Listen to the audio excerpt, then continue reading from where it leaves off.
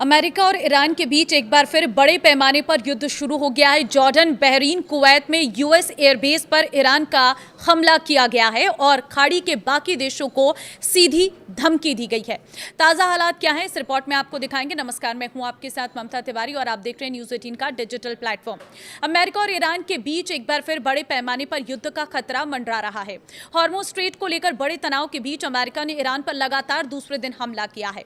अमेरिकी central command सेंटकॉप के मुताबिक राष्ट्रपति डोनाल्ड ट्रंप के निर्देश पर रविवार शाम से हमले शुरू किए गए। अमेरिका का कहना है कि इन हमलों का मकसद ईरान की उन सैन्य क्षमताओं को कमजोर करना है जिनका इस्तेमाल हॉर्मुज़ से गुजरने वाले व्यापारिक जहाजों और नागरिक नाविकों को निशाना बनाने में किया जा रहा है। यह हमले 3 घंटे से अधिक समय तक चलता रहा। इस बीच ईरानी मीडिया ने दावा किया है कि दक्षिणी ईरान के फारूर द्वीप पर हुए एक हमले में कम्युनिकेशन डिपार्टमेंट से जुड़े एक अधिकारी की मौत हो गई है, जबकि 2 अन्य घायल हुए हैं।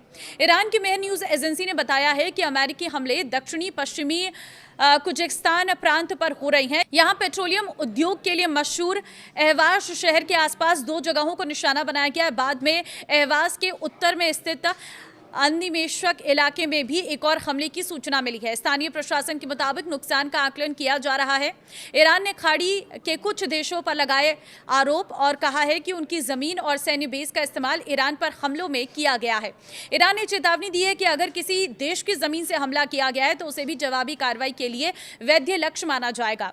ईरान के विदेश मंत्रालय के प्रवक्ता इस्माइल बधाई ने कहा है कि अमेरिका के साथ हुए समझौता ज्ञापन के तहत ईरान ने अपनी सभी जिम्मेदारियां पूरी ईमानदारी से निभाई है। उन्होंने कहा है कि कोई भी ईरान पर अपने वादों से पीछे हटने का आरोप नहीं लगा सकता। बघई के मुताबिक समझौते में दोनों देशों की जिम्मेदारियां साफ तौर पर तय थी। उन्होंने आरोप लगाया कि अमेरिका ने अलग अलग बहाने बनाकर इस समझौते के कई हिस्सों का उल्लंघन किया है। उनका कहना था कि इसके पर्याप्त दस्तावेजी सबूत मौजूद हैं जो साबित करते हैं कि समझौते की शर्तों का उल्लंघन दूसरी ओर से किया गया।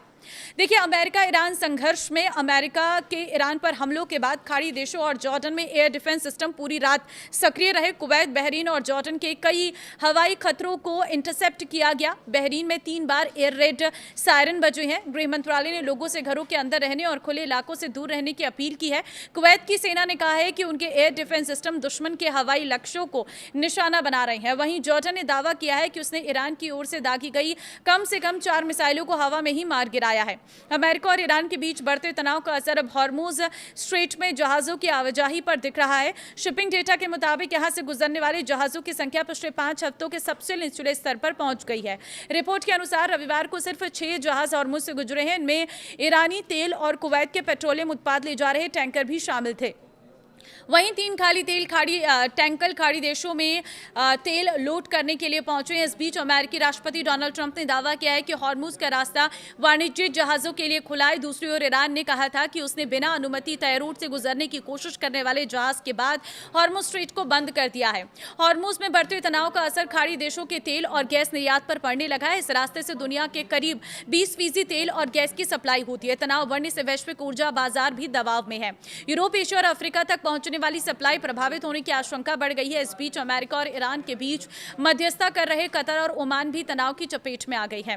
रिपोर्ट्स के मुताबिक ईरानी हमलों के बाद ओमान ने ईरान के राजदूत को तलब किया है। वहीं कतर ने कहा है कि ऐसे हमले शांति और बातचीत की कोशिशों को कमजोर करते हैं। तो फिलहाल ये अपडेट है कि किस तरह से अभी युद्ध शांत नहीं हुआ है और आगे भी जो परिस्थितियां रहेंगी उसके बारे में लगातार आपको अपडेट करेंगे। फिलहाल इस वीडियो को शेयर कर दीजिए। नमस्कार।